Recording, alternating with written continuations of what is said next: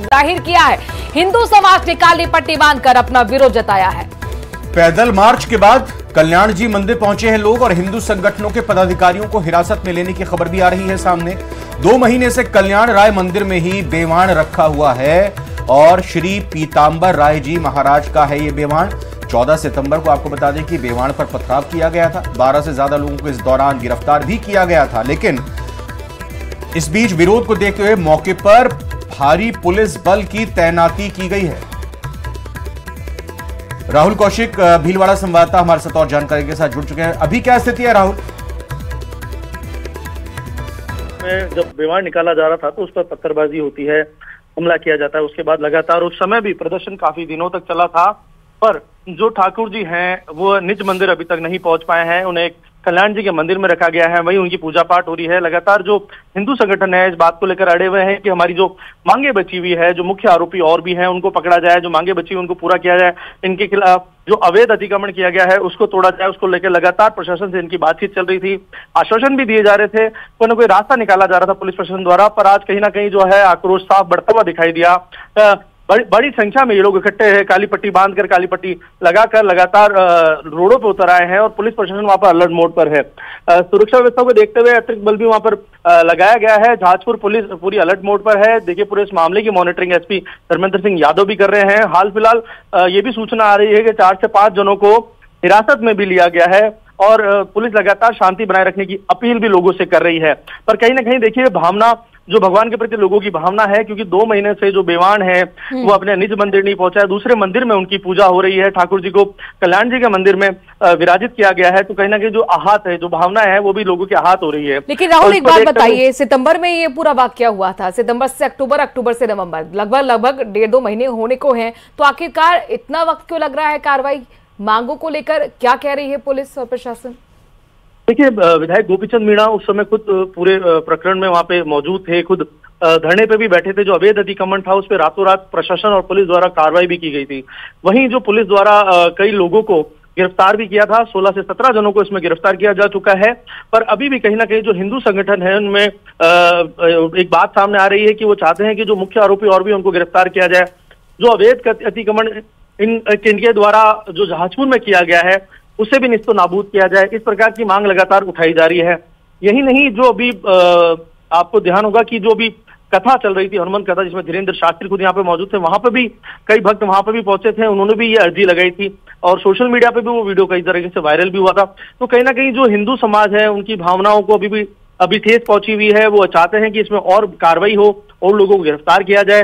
जो अतिक्रमण उस समय तोड़ा गया, उसके अलावा और भी अतिक्रमण है, उसे भी तोड़ा जाए। जी, बहुत बहुत धन्यवाद राहुल, आपका नजर बनाकर रखें, अपडेट आपसे लेते रहेंगे।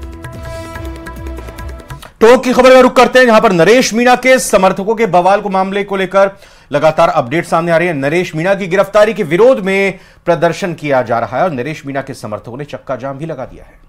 तस्वीरें लगातार आपको हम दिखा रहे हैं। नरेश मीणा की दरअसल गिरफ्तारी हुई और उसके बाद समर्थकों ने भारी बवाल मचाया। पुलिस ने कई प्रदर्शनकारियों को हिरासत में लिया है। 8 तस्वीरें हैं, जहां पर देखिए शुरुआत कैसे हुई और अब तक क्या कुछ हुआ है, इन 8 तस्वीरों के माध्यम से समझिए। पहली तस्वीर, ये बवाल की जड़ है जब एसडीएम को थप्पड़ मारा था नरेश मीणा ने। उसके बाद धरने पर नरेश मीणा बैठ गए थे, पुलिस ने लाठीचार्ज किया। रात को पत्थरबाजी के बाद आगजनी रात के 11 बजे हुई, घर फूके गए, वाहनों को आग लगा दी गई। सभ्यापता गांव पहुंचे नरेश मीणा और उसके बाद जब पुलिस ने गांव की घेराबंदी की और आखिरकार आरोपी नरेश मीणा को गिरफ्तार किया गया है, लेकिन उसके बाद एक बार फिर बवाल मचता हुआ नजर आ रहा है। चक्का जाम कर दिया गया है नरेश मीणा के समर्थकों की तरफ से और ये विरोध उनकी गिरफ्तारी को लेकर ही है।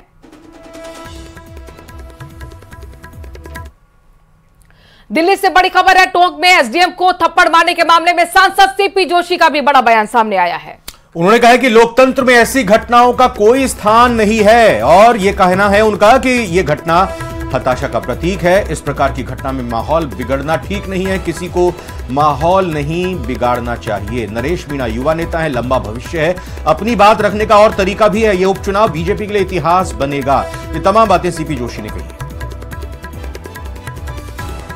सोचता हूं कि जिस प्रकार की घटना हुई है उसकी निंदा की जानी चाहिए और राजनीति में हर व्यक्ति को अपनी बात को कहने का, विचार को कहने का, अपने मत को रखने का पूर्ण अधिकार है। अपनी बात को मनवाने के भी अनेक तरीके हैं, लेकिन कहीं न कहीं राजनीति में ये ऐसी प्रकार की घटनाओं का कोई स्थान नहीं होता है।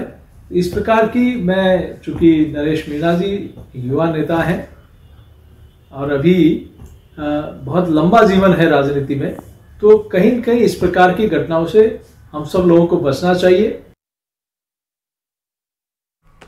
कोटा से खबर है और ये कि नरेश मीणा द्वारा आरएएस अधिकारी को जिस तरह से थप्पड़ मारा गया, उस मामले में ऊर्जा मंत्री हीरालाल नागर का बयान आया है। उन्होंने कहा है कि इस घटना की सब जगह निंदा की जा रही है। राजनीति में ऐसे लोग राजस्थान को बिहार बनाना चाह रहे हैं। सरकार की ओर से, प्रशासन की ओर से इस मामले पर लगातार एक्शन लिया जा रहा है और ये मामला बेहद गंभीर है।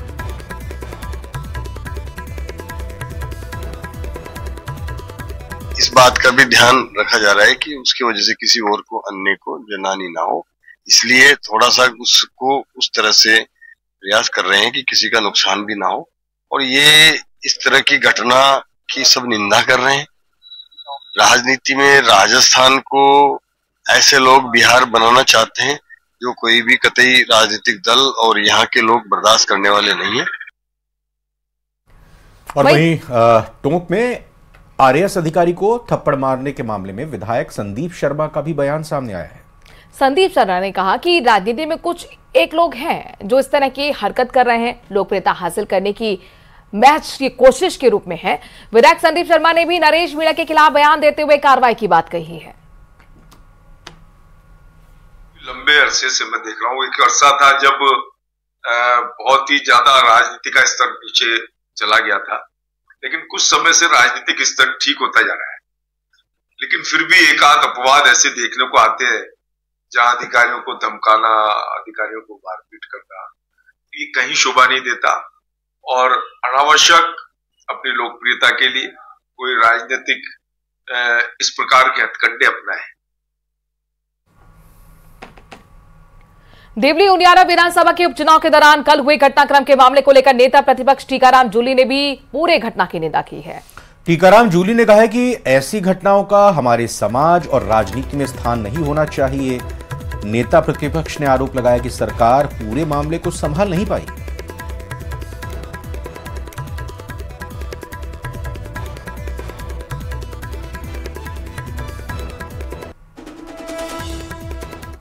चाहूंगी पूरी घटना जो है काफी निंदनीय है और इस प्रकार की घटनाओं का हमारे समाज के अंदर कोई स्थान नहीं होना चाहिए। लेकिन साथ के साथ मैं ये कहना चाहूँगा, सरकार जो है पूरे मामले को संभाल नहीं पा रही है, उनकी कानून व्यवस्था सही नहीं है और जिस प्रकार का इनका काम रहा है, कई जगह पे खुद हमने, जैसे अलवर की हम बात करें तो हमने खुद चुनाव आयोग को शिकायत दी, वहाँ प्रेस कॉन्फ्रेंस हमने की कि किस प्रकार से जो पुलिस है वो पार्टी बन के बीजेपी के कार्यकर्ता के रूप में काम कर रही थी। तो इस प्रकार की जो चीजें हैं, ये अगर हम संविधान को कमजोर करेंगे तो इस प्रकार की घटनाओं पर मैं समझता हूं हम रोक नहीं लगा पाएंगे। प्रदेश में बुधवार को हुए उपचुनाव के दौरान देवली उनियारा विधानसभा में निर्दलीय प्रत्याशी नरेश मीणा के द्वारा एसडीएम अमित चौधरी को थप्पड़ मारने के बाद प्रदेश भर में प्रशासनिक अधिकारियों का विरोध देखने को मिल रहा है। इस मामले को लेकर जिला मुख्यालय पर आरएएस संघ, तहसीलदार संघ, कानूनगो संघ, राजस्व संघ और ग्राम विकास अधिकारी संघ के साथ सरपंच संघ सहित कई अधिकारी पैन डाउन हड़ताल पर चले गए हैं। उन्होंने जिला कलेक्टर के मार्फत मुख्य सचिव के नाम ज्ञापन सौंपकर नरेश मीणा के खिलाफ कार्रवाई करने की मांग की है।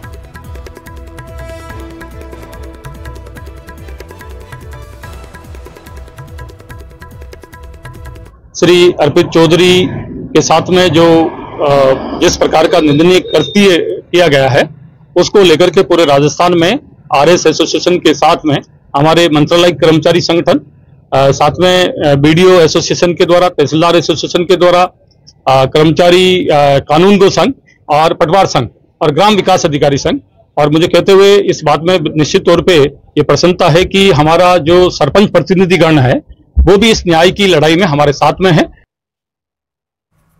खबर राजसमंद के आमेर से है। यहां पर लापता हुई नाबालिग बच्ची के मामले में 20 दिन बाद भी पुलिस के हाथ खाली हैं। परिवार वालों का आरोप है कि पुलिस राजनीतिक दबाव के चलते कोई कार्रवाई नहीं कर रही। वहीं पीड़ित परिवार को मामले में समझौता करने की धमकियां मिल रही हैं। ऐसे में कुमावत समाज के सदस्यों ने ज्ञापन सौंपकर एसपी से इंसाफ की गुहार लगाई है। लगभग 21 तारीख 22 तारीख की रात के दरमियान कई अज्ञात बास हो चुकी है।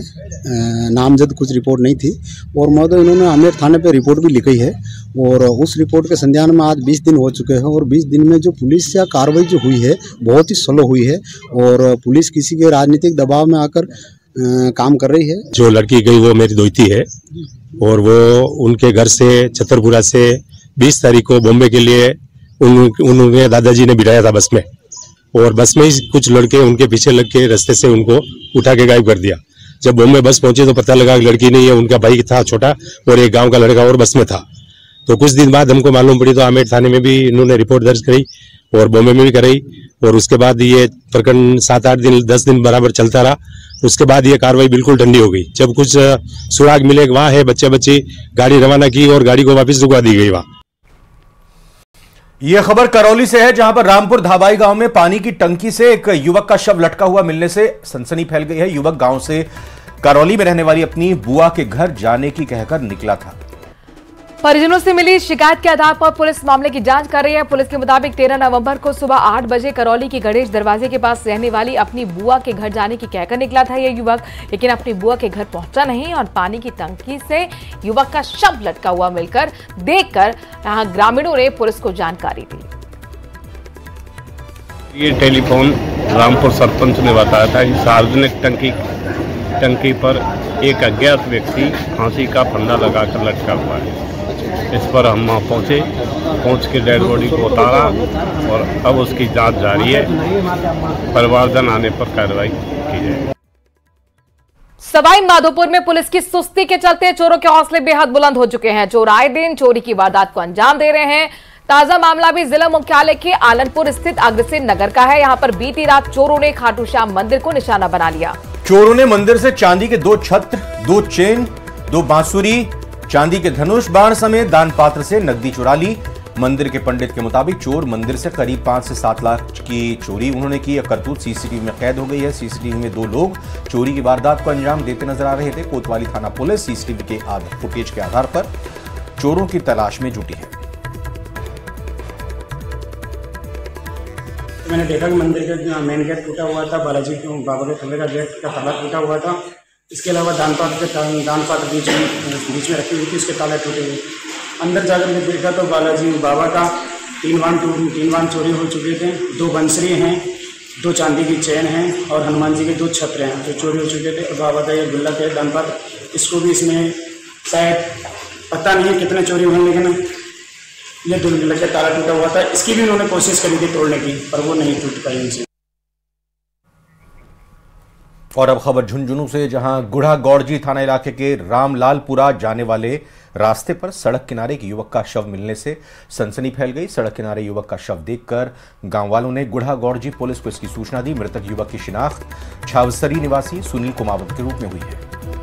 गुढ़ा गौड़जी थाना अधिकारी ने बताया कि मृतक के शरीर पर चोट के निशान है। मृतक के शरीर पर चोट के निशान होने की वजह से परिजनों ने हत्या करने की आशंका जताई है। गुढ़ा गौड़जी पुलिस के जरिए मौके पर एफएसएल टीम को भी बुलाया गया है।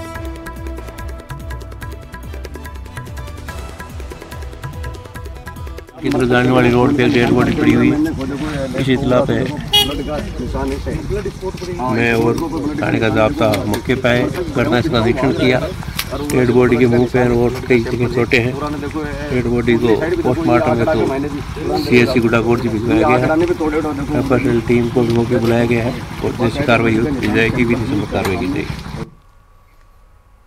बढ़ रहे आगे, बाड़मेर के चौटन से बड़ी खबर आपको बता रहे हैं, जहां जब जन सुनवाई में कलेक्टर के सामने टीचर रो पड़ा। सैलरी नहीं मिलने के कारण ये शिक्षक फूट फूट कर रोने लगे। कापराऊ सरकारी स्कूल में ये टीचर काम करते हैं। सरकारी टीचर ने पीईईओ पर गंभीर आरोप लगाया और कहा कि सुनवाई नहीं होती, मुझे प्रताड़ित किया जा रहा है। टीचर के फूट फूट कर रोने का वीडियो वायरल हो रहा है।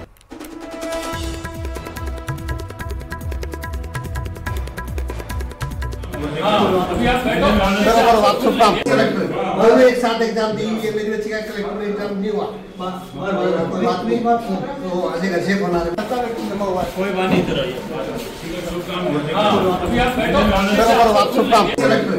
एक साथ एग्जाम दी, ये मेरी बच्ची का कलेक्टर में एग्जाम नहीं हुआ। सरकारी आदेश के अनुसार मेरा वेतन 30 अक्टूबर को जमा होना था। लेकिन आज 15 तारीख से जवान नहीं हुआ। मैं मर रहा हूँ। क्या हुआ? किस में हो? शिक्षा विभाग में 181 में मेरी शिकायत किया, वहाँ भी बार-बार काट दिए। हो क्या टीचर हो? शांति से टीचर बात करो, शांति से बात। पोस्टिंग है आपकी? पोस्टिंग कहाँ है? पोस्टिंग कहाँ है? कहाँ पोस्टिंग? आ जाओ अब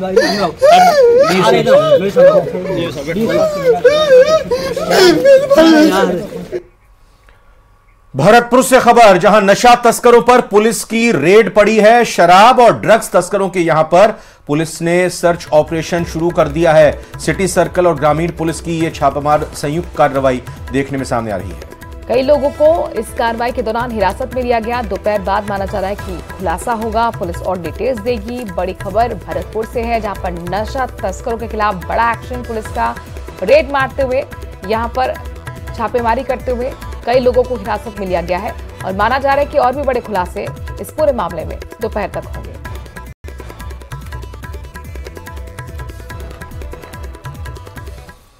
और अब खबर श्रीगंगानगर से, यहां पर भारत पाक अंतर्राष्ट्रीय सीमा पर स्थित राजस्थान का सरहदी जिला श्रीगंगानगर आज घने कोहरे की चादर में लिपटा हुआ नजर आया है। घने कोहरे के साथ ही श्रीगंगानगर में छाए हुए स्मॉग की वजह से मौसम के मिजाज को कहा जाए तो पूरी तरह से बदल चुका है। घने कोहरे की वजह से विजिबिलिटी घटने से जहां एक और वाहन चालकों को गाड़ी चलाने में दिक्कत आ रही है। श्रीगंगानगर में छाए कोहरे का जायजा लिया हमारे संवाददाता अशोक शर्मा ने। राजस्थान का सरहदी जिला श्रीगंगानगर आज घने कोहरे की चादर में लिपटा हुआ है। संभवतः ये श्रीगंगानगर जिले में पहला कोहरा है जो इतना घना है इस सीजन का, और यही वजह है कि श्रीगंगानगर में एकाएक मौसम के मिजाज पूरी तरह से पलट गए हैं। खासतौर से एकाएक ठंड का एहसास बढ़ने के साथ साथ घने कोहरे की वजह से जो दृश्यता घटी है उससे वाहनों की रफ्तार पर ब्रेक लगा है। अब इस समय हम श्रीगंगानगर के सुखाड़िया सर्किल पर स्थित है और आपको यहाँ की तस्वीरें दिखाएं तो आप ये देखिए, ये श्रीगंगानगर का हृदय स्थल है सुखाड़िया सर्किल। यहाँ पर घने कोहरे की वजह से जो दृश्यता है वो बमुश्किल 30 से 40 मीटर ही तक देख पा रहे हैं और इसके बाद ये दृश्यता खत्म हो जाती है। ये शहर के जिला मुख्यालय की स्थिति है। यदि हम शहर से बाहर चलें तो ये विजिबिलिटी और ज़्यादा कम हो जाती है। फिलहाल श्रीगंगानगर जिला मुख्यालय की तस्वीरें आप देख पा रहे हैं। यहाँ पर घने कोहरे की वजह से जो वाहनों की रफ्तार पर ब्रेक लगा है उसकी वजह से वाहन चालकों को अपनी गाड़ी की हेडलाइट और फॉग लाइट ऑन करके रखनी पड़ रही है ताकि घटी हुई दृश्यता के कारण किसी तरह की दुर्घटना को टाला जा सके। बहुत धुंध है, बहुत भयंकर धुंध है, सामने कुछ दिख ही नहीं रहा। कुछ कितनी मीटर तक देख पा रहे हैं?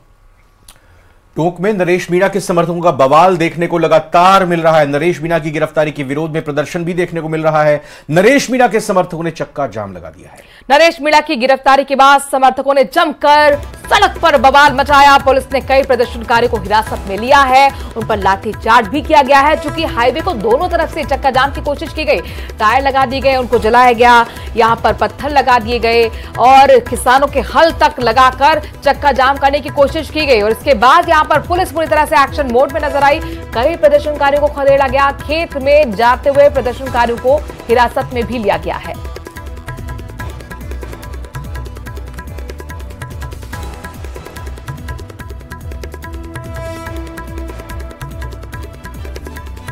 तो कल भी भारी जाम और आज भी जाम की स्थिति यहाँ पर बनी हुई है, बवाल की स्थिति बनी हुई है। कल रात को जमकर बवाल हुआ, आगजनी हुई, लाठीचार्ज किया गया। और देखिए ये दोपहर की तस्वीरें हम आपको दिखा रहे हैं। जैसे ही नरेश मीणा की गिरफ्तारी होती है उसके बाद उसके समर्थक जमकर सड़क पर आकर बवाल मचाते हैं। हाईवे को दोनों तरफ से चक्का जाम कर देते हैं और चक्का जाम के बीच पुलिस ने मुस्तैदी के साथ चक्के जाम को खुलवाया है, समर्थकों को खदेड़ा है, आंसू गैस के गोले दागे हैं, कई समर्थकों को हिरासत में भी लिया गया है। बिल्कुल देखिए, ये इस वक्त जो तस्वीरें आपने देखी है, बैक करते हुए जो वाहन जा रहा है तेजी के साथ, दरअसल जो चक्का जाम लगाया गया है, यहां से पुलिस पूरी जाब्ते के साथ तैनात है और गुजरने वाली एक एक गाड़ी की तलाशी ली जा रही है। और उनको, पुलिस को अगर जहां भी शक हो रहा है कि इस गाड़ी में नरेश मीणा के समर्थक हो सकते हैं तो उनको रोककर पूछताछ की जा रही है। ऐसी ही ये तस्वीर आपने देखी कि जब पुलिस पूछताछ सख्ती से करने लगी तो उस गाड़ी को बैक कर लिया गया, बैक करके वहां से भागने की कोशिश की गई और इसी चक्कर में एक पीछे आने वाली गाड़ी से टकराते टकराते गाड़ी बची और साइड में नीचे गड्ढे की तरफ ये गाड़ी गिर गई।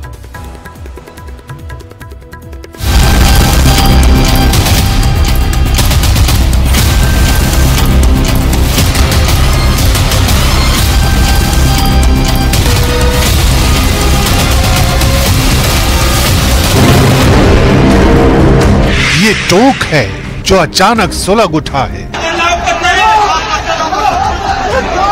ये टोंक है जहां अचानक बवाल मचा है। ये टोंक है जहां लोगों को उकसाया गया है। ये टोंक है जहां सिस्टम का मजाक बनाया गया है। ये टोंक है जहां कानून व्यवस्था की धज्जियां उड़ाई गई।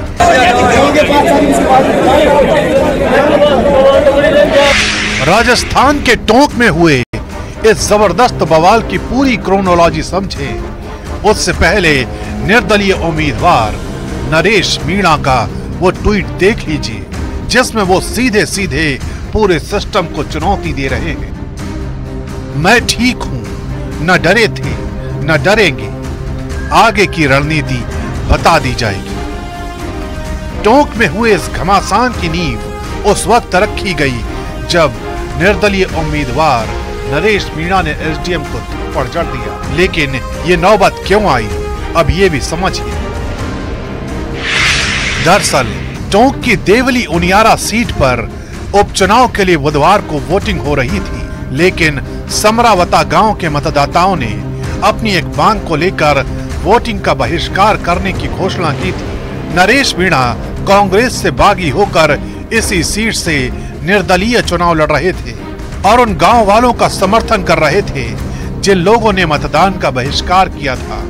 इसी दौरान जब एसडीएम अमित चौधरी गांव वालों को समझाने पहुंचे तो निर्दलीय उम्मीदवार नरेश मीणा से उनकी कहासुनी हो गई और नरेश मीणा ने उन्हें थप्पड़ जड़ दिया। इस थप्पड़ की गूंज इतनी तेज थी कि इसने धीरे धीरे पूरे टोंक शहर को अपनी जद में ले लिया और देखते ही देखते टोंक के कई इलाकों में नरेश मीणा के समर्थकों ने अराजकता की आग लगाना शुरू कर दी। गिनती फावड़ों के साथ ये आज लड़ाई आर पार की होगी जब तक वो कलेक्टर नहीं कि मैं मेहंदी हाथ पैरों की नहीं उतार दूं। जो मेहंदी लगा के कलेक्ट्री में बैठी है नरेश मीणा हटने वाला नहीं है, पीछे मुड़ने वाला नहीं है। नरेश मीणा के इस बयान के बाद उनके समर्थक इस कदर बेकाबू हुए कि कई इलाकों में तोड़फोड़ शुरू कर दी गई। प्रदर्शनकारी पत्थरबाजी करने लगे जिसका नतीजा ये हुआ कि भीड़ को काबू में करने के लिए प्रशासन को हवाई फायरिंग और आंसू गैस के गोले दागने पड़े। मेरे को एसपी ने पकड़ा, हाथ पकड़ के एसपी ने कहा कि आ जाओ एटीएम से बात करेंगे। मैं कलेक्टर के नीचे बात नहीं करूंगा। उसके बाद एसपी ने मुझे झपट्टा मारा। 5-10 पुलिस वालों ने मेरे को जीप में डाल दिया था। जीप में डालने के बाद मेरे साथियों ने लट देना चालू कर दिया। मुझे छुड़ा लिया था। छुड़ाने के बाद मैं इसी मंच पे आ गया था। यहाँ मेरी माता बहनों ने इधर से फोर्स आई जो एसटीएफ पे वो आई, उधर से लाठीचार्ज करती हुई आई। हमारे लोगों ने उनको खूब जम के मारा, उनको पैक करके भाग गए थे। सब सारे पुलिस वाले स्कूल में दुब गए थे, सब इधर भाग गए थे। फिर उन्होंने आंसू गैस छोड़े, फिर उन्होंने मिर्ची बम फेंके। जब मिर्ची बम फेंके तो मैं यहाँ मिर्ची बम पड़ा, मैं बेहोश हो गया था। फिलहाल टोंक में हुए इस बवाल की कहानी सीएम हाउस तक पहुंच चुकी है। मुख्यमंत्री भजन लाल शर्मा ने पूरे मामले का संज्ञान लेते हुए जानकारी मांगी है। साथ ही टोंक के प्रभावित इलाके में अतिरिक्त पुलिस बल भी भेजा गया है।